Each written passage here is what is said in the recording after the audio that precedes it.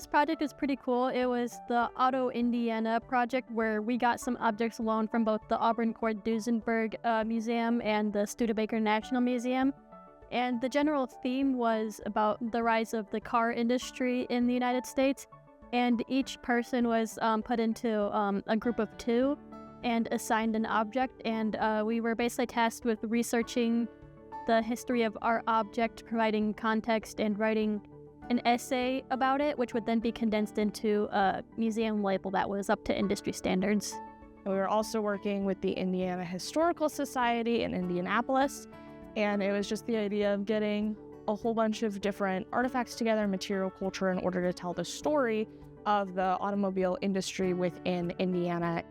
We had to take an object and write a exhibit label about it, which was effectively a little about 80-word card that gave sort of the highlight of how the object was important, of course, what it was as well. And on top of that, we also had to write a short essay that gave a bit more of an in-depth history of the object and how significant it was. We looked at the item, we looked at the quality of the item, of how it has deteriorated, what company made the set, where the set is from, trying to find maybe similar sets that are owned in different museums that might give us an idea of their interpretation of that set and how that is important to the automotive industry.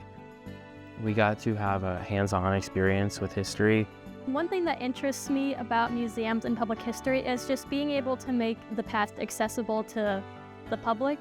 So I enjoy doing work like this because it allows me to improve my research skills and look kind of beyond what may just seem like an object, look beyond it, provide history, and allow regular people to just kind of access this type of history.